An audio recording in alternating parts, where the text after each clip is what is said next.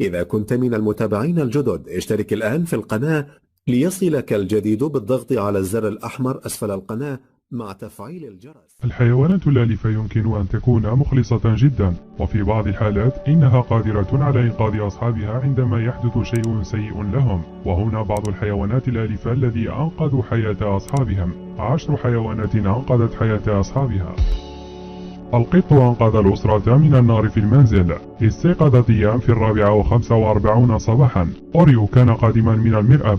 ذهب ديان إلى الأسفل الدرج لمعرفة ما كانت عليه الضجة، وسرعان ما أمسك بالقط وهرع إلى الداخل لإيقاظ زوجه وأطفالهم ال5. دمر الحريق المرأب وغرفة النوم، ولم يتضرر أي من أفراد الأسرة بسبب صرخات القط. كما لاحظوا الجانب المثير للاهتمام، لم يكن أي من الأسرة مولوعا جدا بالقط قبل هذا الحادث، ولكن جيسي قال نحن نحبه الآن.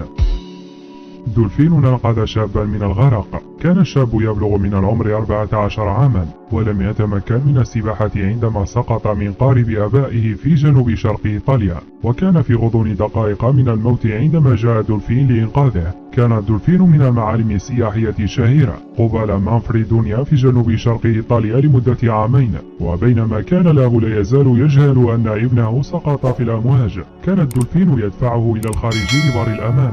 الدولفين سقط على القارب واقترب بما فيه الكفاية لوالد الطفل، كأنه يحاول إخباره بأن طفلك سقط. وقالت الأم إنه بطل، ويبدو من المستحيل أن الحيوانات قد فعلت شيئا من هذا القبيل ليشعر بغريزة لإنقاذ حياة الإنسان. كلب أنقذ امرأة من الغرق في النهر. بريندا أوين خرجت لنزهة سريعة مع الكلب. عندما رصدت كرسيا متحركا على ضفة النهر، رأت امرأة تطفو في النهر ودعتها، لكن لم يكن هناك رد، وقالت أن كلبها دون تردد ركض في النهر وسبح إلى المرأة وسحبها إلى الشاطئ. وقالت بريندا أن كلبي كان دائما كلبا مطيعا جدا، وعلى الرغم من كونه في سن 10 سنوات إلا أنه لا يزال صالحا جدا.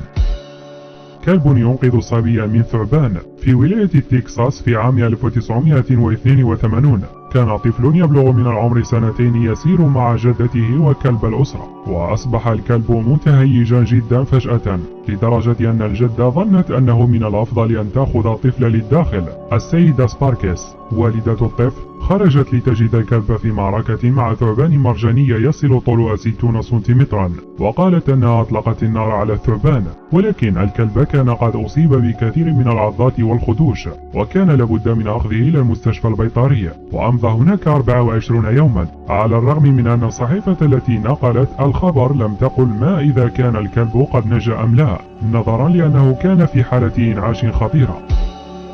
عجل ينقذ امرأة من الأفعى. كانت جانيس وول في المرعى الخلفي للملجأ الذي تعمل به، حيث تحولت عائلتها التي يبلغ عمرها 11 شهرا هناك.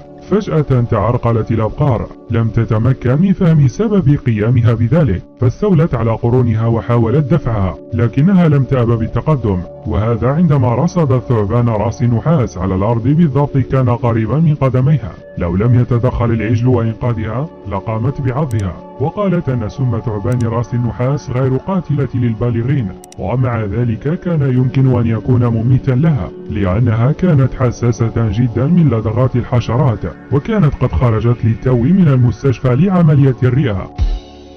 الدلافين أنقذت سيرفر من سمك القرش. في يوم حار أراد أندريس البالغ من العمر 24 عاما مالك خدمات مونتيري حوض سمك قرر الذهاب إلى التسكع مع بعض الأصدقاء، وأثناء ركوب الأمواج ظهرت سمكة قرش بطول 15 قدما، وحاول القرش عضه ولكن لم يتمكن من ذلك، فضربه سيرفر إلى فكه بلوحة التزلج. ابتعد وجاء لمحاولة ثانية والتي أصيب سيرفر وفقد الكثير من الجلد من ظهره، وذهب القرش وجاء للمرة الثالثة وحاول ابتلاع ساقيه اليمنى. بدأ سيرفر بركل القرش حتى يدعه يذهب. في هذه المرحلة عندما كانت تنفذ طاقته كان يعتقد أنه قد قضي عليه، حتى نهاية المطاف جاءت مجموعة من الدلافين وشكلت حلقة واقية من حوله، وإبقاء سمك القرش بعيدا عنه لفترات طويلة بما فيه الكفاية لإخراجه إلى الشاطئ، وتلقى الإسعافات الأولية في حالة مستعجلة وطارئة. بيتبول ينقذ المرأة والطفل من التعرض للهجوم. في عام 2008 كانت امرأة وابنها الصغير ذاهبان إلى البيت من الملعب. بمجرد أن دخلوا في موقف السيارات رجل يحمل سكينا اقترب منهم وقال لهم عدم القيام بأي تحركات. فجأة ركض بيتبول كبير من لا مكان وهجم على الرجل الذي هرب بسرعة. وقالت هيئة السيطرة على الحيوانات لم يكن لديهم فكرة عن نوايا الرجل، ولكن كان من الممكن جدا أن الكلب أنقذ أنجيلا وابنها. غوريلا ينقذ الصبي من التعرض للهجوم. في عام 1996 في حديقة الحيوانات بروكفيلد سقط صبي يبلغ من العمر 3 سنوات في حديقة الغوريلا وفقد الوعي. كانت بنت جوا الغوريلا تحرس الصبي من الغوريلات الأخرى. قامت بحمله على ذراعيها بينما كان الطفل البالغ من العمر 17 شهرا. على ظهرها حملته مسافة 60 قدما إلى مدخل حديقة الحيوانات حيث يمكن أن يكون بأمان. هذه ليست الحالة الوحيدة. في 31 أغسطس من عام 1986 في حديقة الحيوانات جيرسي سقط طفل يبلغ من العمر 5 سنوات في حديقة الغوريلا وفقد وعيه. وقف كبير الغوريلا اسمه جامبو وحرس الصبي ولا يسمح لأي من الغوريلا الأخرى اقتراب منه. عندما استيقظ الصبي بدأ يبكي. كل الغوريلا تراجعت وحراس الحيوانات جنبا إلى جنب مع سيارات الإسعاف تمكنوا من استرجاعه بأمان. دلافين أنقذت السباحين من أسماك القرش. روب وهو من حرس الإنقاذ البريطاني ذهب إلى السباحة مع ابنته نيكي واثنين من أصدقائها قبالة شاطئ المحيط بالقرب من وانغاري في جزيرة الشمالية من نيوزيلندا. عندما ظهرت مجموعة من الدلافين فجأة بدأت الدلافين يتجمعون كل 4 منهم معا بالدوران حولهم.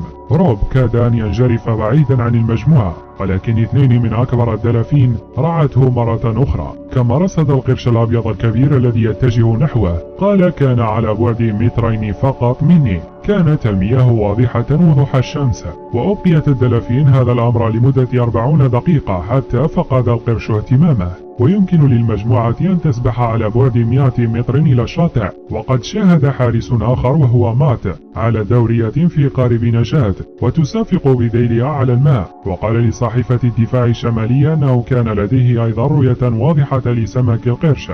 بعض الناس في وقت لاحق على الشاطئ حاولوا أن يقولوا لي إنها مجرد دولفين آخر ولكن كنت أعرف ما رأيت. وقد تم الإبلاغ عن حوادث مماثلة حول العالم. تروي الكلب الذي يبحث عن القنابل.